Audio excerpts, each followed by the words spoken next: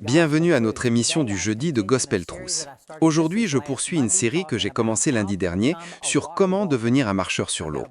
J'ai un livre sur ce sujet que nous offrons pour un don de n'importe quel montant, selon vos moyens. Si vous ne pouvez pas ou ne voulez pas envoyer quoi que ce soit, nous vous enverrons ce petit livret comme cadeau gratuit. Aussi, même si vous obtenez le livre, c'est une excellente chose à avoir simplement pour le donner à quelqu'un d'autre.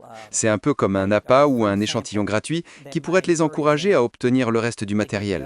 Et nous avons également des CD, des DVD, une clé USB, ainsi qu'un guide d'études spécialement conçu pour que vous puissiez enseigner à d'autres personnes. Et nous donnerons plus d'informations à ce sujet à la fin de notre émission. Je tire cet enseignement de Matthieu 14, versets 22 à 33. Ce passage parle du moment où Jésus a ordonné à ses disciples de monter dans une barque et d'aller de l'autre côté. En fait, au verset 22, il est dit qu'il a contraint ses disciples, ce qui signifie qu'il a dû les forcer, parce qu'il pouvait voir qu'une tempête arrivait. Naturellement, ce n'est pas sage de sortir sur la mer de Galilée avec une tempête descendant du mont Hermon. Naturellement, il ne l'aurait pas fait. Mais il les a forcés, contraints à le faire, ce qui signifie qu'ils étaient suffisamment engagés envers Jésus pour faire quelque chose qui sortait de leur zone de confort. Ils sont partis dans cette direction, et c'est bien. Et il leur a aussi donné une promesse d'aller de l'autre côté. Il ne leur a pas dit d'aller à mi-chemin et de se noyer, il leur a dit d'aller de l'autre côté. Ils avaient une parole de Dieu. Et tout comme Pierre plus tard, quand il a reçu une parole de Dieu, il a pu marcher sur l'eau. S'ils avaient pris cette parole et l'avaient mélangée avec la foi, cela aurait pu les amener de l'autre côté. Et puis nous avons parlé du verset 23, qui dit que Jésus était encore dehors dans la tempête. Il était conscient de leur situation, et puisqu'il était responsable de les avoir fait sortir là-bas contre leur propre sagesse, ils auraient dû savoir qu'il était conscient de leur situation. Il ne les aurait pas mis dans une position où il les aurait simplement abandonnés et laissés à eux-mêmes. Mais alors qu'ils étaient au milieu de la mer, il est dit, le vent leur était contraire, au verset 24. Et il est dit, à la 4e veille de la nuit, Jésus vint vers eux. Cela signifie qu'il est entre 3h et 6h du matin. Pourquoi n'est-il pas venu plus tôt pour les aider? Et encore une fois, c'est totalement ma propre supposition, mais je crois qu'il essayait de les amener à utiliser leur foi et à calmer cette tempête et à arriver de l'autre côté. Alors, il a attendu pour voir s'ils allaient exercer leur autorité et l'utiliser. Vous savez, j'ai aussi fait remarquer que la mer de Galilée, je pense, ne fait que 6 à 8 miles de large dans sa partie la plus large. Habituellement, c'est environ un voyage de 2 à 3 heures pour la traverser dans des circonstances normales. Il est dit dans les versets précédents qu'ils sont partis au coucher du soleil. Donc vers 18h ils sont partis et il était entre 3h et 6h du matin quand le Seigneur est finalement venu marcher vers eux. Donc un voyage de 3 heures s'est transformé en un minimum de 9 heures, peut-être jusqu'à 12 heures. Et cela vous montre à quel point ce vent était fort. Et une autre chose à apprendre de ceci est qu'une fois qu'ils ont commencé dans cette direction, beaucoup de gens vont peut-être suivre Dieu tant qu'il n'y a pas d'opposition. Mais quand le vent leur est contraire, tout ce que ces disciples auraient eu à faire pour sauver leur vie aurait été de faire demi-tour, lever leur voile et se diriger vers le rivage d'où ils venaient. Et ils auraient pu être en sécurité en quelques minutes seulement. Mais à leur crédit, ils ont continué à aller dans la direction que Dieu les avait appelés à suivre. Et donc, non seulement vous devez suivre Dieu et aller à l'encontre de votre propre sagesse et tout, mais quand vous entrez dans une tempête, vous ne pouvez pas abandonner. Vous devez continuer. Vous savez, j'ai utilisé comme exemple plus tôt dans la semaine qu'en 1973, le Seigneur m'a parlé et m'a dit de donner mes matériels gratuitement. Et nous avons maintenant distribué entre 100 et 200 millions de livres gratuits, CD, cassettes, ce genre de choses. Et cela n'inclut pas les millions de téléchargements par mois que nous obtenons sur notre site web.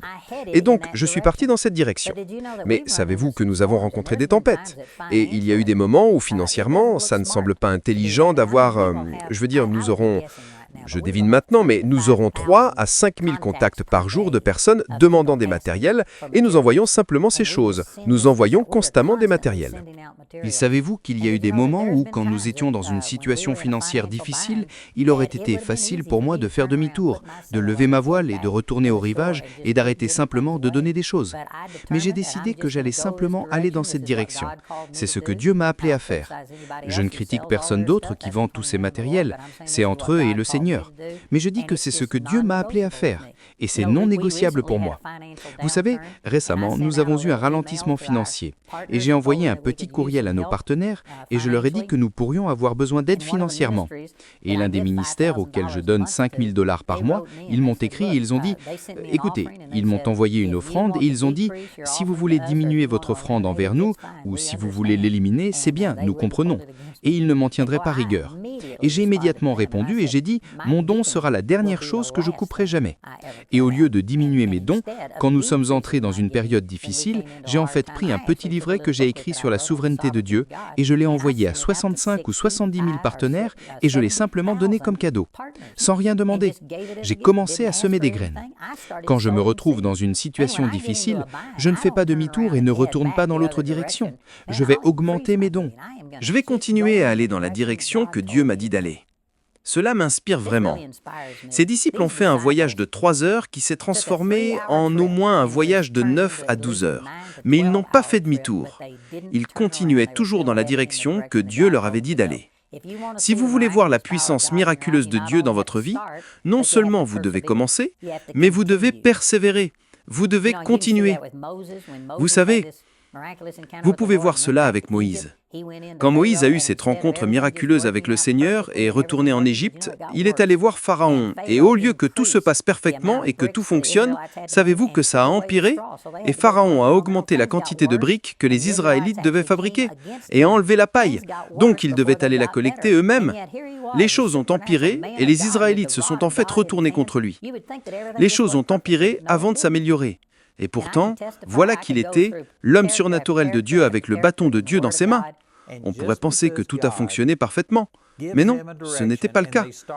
Et je peux témoigner. Je pourrais passer en revue personnage après personnage dans la parole de Dieu.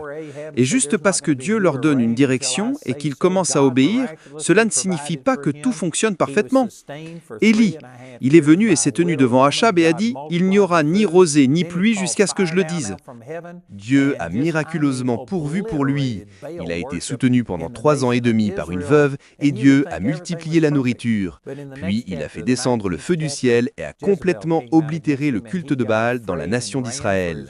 Et vous penseriez que tout était parfait. Mais dans le chapitre suivant, le chapitre 19, Jézabel s'est opposée à lui et il a eu peur et s'est enfui pour sauver sa vie et demanda à Dieu de le tuer.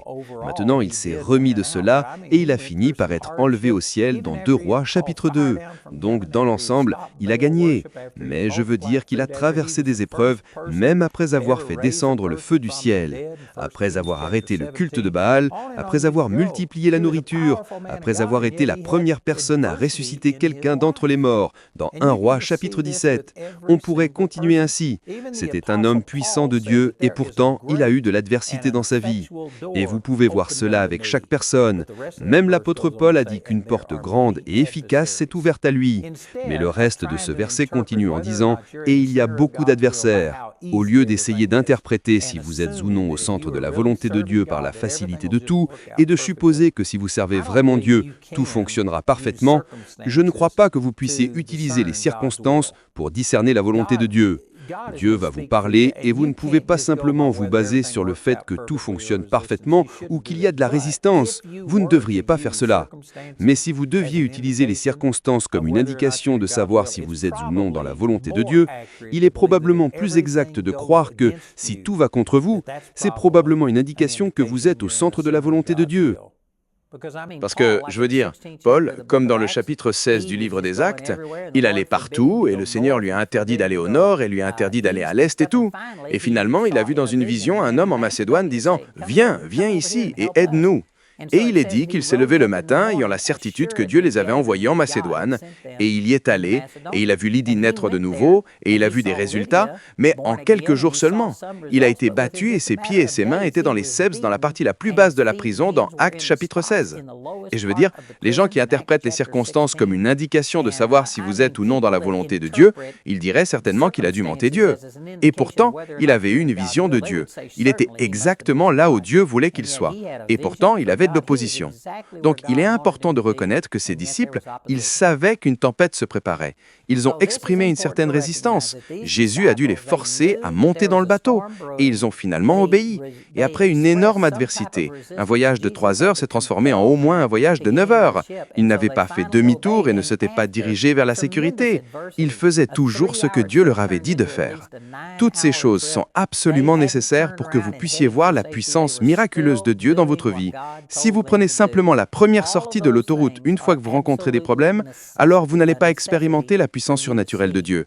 Vous devez avoir une parole de Dieu, vous devez faire ce qu'il vous dit de faire et vous devez continuer à faire ce qu'il vous dit de faire quand l'opposition et la résistance viennent. Il y a beaucoup de gens qui commencent et peut-être que Dieu vous a donné une vision et vous vous déplacez dans la bonne direction, mais quand les choses deviennent difficiles, quand les choses deviennent rudes, vous abandonnez simplement. Vous n'allez pas expérimenter la puissance surnaturelle de Dieu si vous abandonnez. N'abandonnez pas. N'abandonnez tout simplement pas. Et si vous n'abandonnez pas, finalement vous gagnez. Amen. Au verset 26, Matthieu 14, 26, il est dit « Et quand les disciples le virent marchant sur la mer, ils furent troublés, disant « C'est un fantôme !» et ils crièrent de peur. » J'ai déjà traité de cela lors d'une émission précédente, mais ils croyaient que Jésus viendrait les aider, ils croyaient que Dieu interviendrait. Et pourtant, quand la réponse à leur prière est venue, ils ne pouvaient tout simplement pas y croire, ils pensaient que c'était un esprit. Je vous le dis, les miracles ne causent pas la foi cause les miracles. En fait, vous pouvez lire la parabole que Jésus a donnée sur l'homme riche qui est mort et est allé en enfer. Et il a vu Lazare dans le sein d'Abraham, et il a demandé à Lazare de venir tremper son doigt dans l'eau et rafraîchir sa langue. Et il a demandé à Abraham, et il dit « Envoie Lazare témoigner à mes frères. » Et il a dit « Non, ils ont Moïse et les prophètes. » Et cet homme riche a dit « Non, ils ne croiront pas Moïse et les prophètes, mais si quelqu'un ressuscite d'entre les morts, alors ils croiront. » Et Abraham lui a dit « S'ils ne croient pas Moïse et les prophètes, ils ne croiront même si quelqu'un ressuscite d'entre les morts. » Voici un exemple de cela. Il priait pour une intervention divine et de l'aide. Et pourtant, elle est venue, et ils ne pouvaient pas y croire. Ils pensaient que c'était un esprit et cela a causé de la peur en eux. Si vous n'avez pas une foi basée sur la parole de Dieu, alors voir le miraculeux ne va pas vous donner la foi. La foi vient de ce qu'on entend, et ce qu'on entend vient de la parole de Dieu, pas des miracles. Les miracles sont un résultat de la foi, ils ne causent pas la foi. Vous savez, Jésus a vu Lazare ressusciter d'entre les morts, et il y avait de multitudes de gens qui ont vu cela se produire. Et pourtant, certaines de ces mêmes personnes qui ont vu Lazare ressusciter d'entre les morts après 4 jours dans la tombe, ils sont allés voir les principaux sacrificateurs, les scribes et les pharisiens, et ils ont tenu conseil sur la façon dont ils pourraient tuer non seulement Jésus, mais aussi Lazare. Et pourtant, ils ont vu le miracle de la même manière que les gens que cela a béni de voir ce miracle. La foi ne vient pas par les miracles, la foi vient par la parole, et la parole produit des miracles. Et vous pouvez voir que ces gens priaient pour une intervention divine, et pourtant quand leur réponse est venue, ils ne pouvaient pas y croire. Vous devez entrer dans la parole de Dieu. C'est de là que viendra votre foi. Alors quand Jésus les a vus, verset 27, il est dit « Mais aussitôt Jésus leur parla disant « Rassurez-vous, c'est moi, n'ayez pas peur ». Voilà une leçon puissante. Vous devez saisir cela. Si tout ce que Jésus voulait qu'ils fassent était d'être de bonne humeur, pourquoi n'a-t-il pas simplement calmé la tempête? Et nous voyons plus tard dans le récit de Jean de cette même chose que quand Jésus est entré dans la barque et les disciples et tout le monde ont été transportés de l'autre côté du lac. Pourquoi n'a-t-il pas simplement fait cela?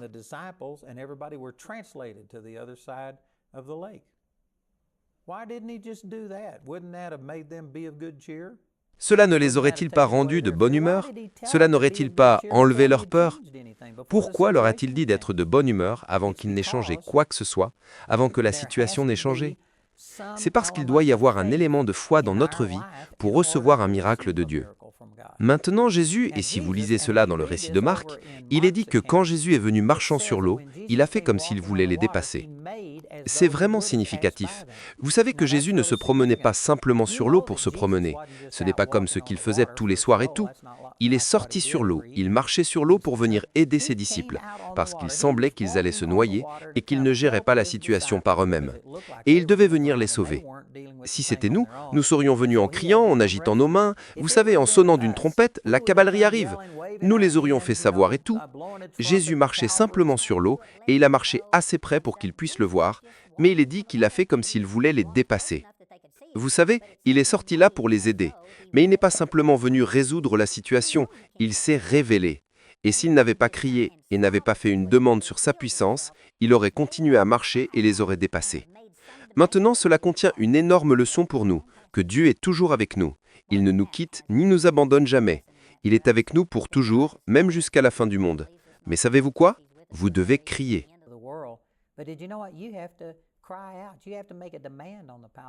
Vous devez faire une demande sur la puissance de Dieu. Il est dit dans Jacques chapitre 4 que nous n'avons pas parce que nous ne demandons pas. Vous savez, le Seigneur connaît nos besoins, mais il veut que nous demandions. Nous devons tendre la main, nous devons faire une demande sur lui. Et c'est si important. Il y a beaucoup de gens qui tiennent simplement pour acquis que Dieu est avec eux, mais ils pensent qu'il va souverainement simplement tout faire bouger et tout arranger dans votre vie. Non, vous devez croire en Dieu, vous devez faire une demande sur sa puissance. Et donc la raison pour laquelle je crois qu'il leur a dit « Rassurez-vous, c'est moi, n'ayez pas peur », pourquoi n'a-t-il pas simplement résolu le problème? Cela ne l'aurait-il pas résolu? Non, parce qu'il avait besoin qu'ils opèrent dans la foi avant qu'ils ne voient la situation changer. C'est ce qu'est la foi. La foi est la substance des choses qu'on espère, l'évidence des choses qu'on ne voit pas. La foi est la substance que Dieu utilise pour pourvoir à nos besoins. S'il n'y a pas de foi de notre part, il n'y a pas de substance. Il n'y a rien qu'il puisse utiliser pour nous libérer. La foi est ce qui libère la puissance de Dieu. Hébreux 11:6, sans la foi, il est impossible de lui plaire. Pour ceux qui viennent à lui, vous pourriez dire, dans le contexte de ce dont nous parlons, ceux qui vont recevoir la puissance miraculeuse de Dieu, être capables de marcher au-dessus des choses qui essaient de les tuer, vous devez croire qu'il est et qu'il est le rémunérateur de ceux qui le cherchent avec diligence. Vous devez croire au Seigneur. Donc le Seigneur n'est pas simplement venu en courant là-bas et n'a pas résolu le problème pour eux. Il est venu et il s'est présenté, leur a fait savoir qu'il était là avec toute sa puissance, avec toute son autorité et sa capacité. Mais ils devaient faire une demande, ils devaient tendre la main, ils devaient puiser dans cette puissance. Et il leur a dit d'être de bonne humeur avant que la situation ne change. N'importe qui peut louer Dieu de l'autre côté de la mer Rouge après qu'elle s'est séparée et après que vos ennemis ont été détruits. N'importe qui peut louer Dieu dans Exode chapitre 15. Mais pouvez-vous louer Dieu dans Exode chapitre 14 quand l'ennemi fonce sur vous et qu'il semble que vous êtes piégé et vous pouvez croire? Pouvez-vous croire que Dieu va faire un chemin pour vous et ouvrir la mer? C'est ce qu'est la foi. La foi voit quelque chose avec votre cœur parce que vous la basez sur la vérité de la parole de Dieu. Vous avez des promesses. Et la foi croit et voit ces choses plus que vous ne voyez ce que vous pouvez sentir. S'il s'agit de guérison, au lieu de simplement suivre ce que le médecin dit, au lieu de suivre ce que votre corps dit, que dit la parole de Dieu? Eh bien, n'importe qui peut louer Dieu après que les médecins vous aient donné un certificat de bonne santé. N'importe qui peut louer Dieu après que votre corps ait cessé de souffrir, après que la tumeur ait disparu. Mais c'est la foi pour vous de commencer à louer Dieu quand votre corps souffre, quand le médecin dit que vous allez mourir. Allez-vous simplement suivre les choses naturelles ou allez-vous laisser la parole de Dieu vous dominer?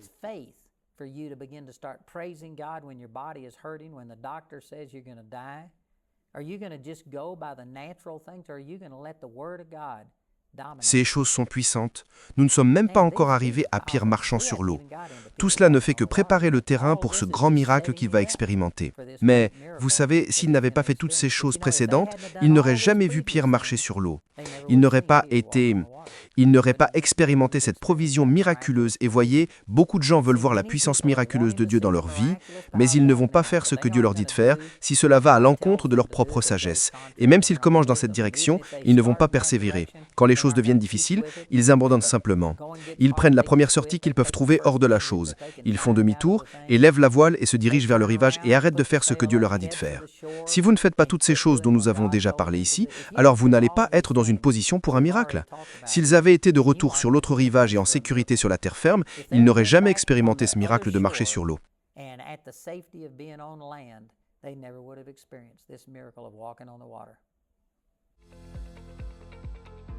Bonjour, c'est Andrew Wamack. Et si vous avez apprécié notre programme là sur YouTube, je vous encourage à aimer, partager et vous abonner à notre chaîne YouTube. Partagez cela avec d'autres personnes, parce que ces vérités vont libérer les gens. Alors vérifiez-le, aimez, partagez et abonnez-vous à notre chaîne YouTube.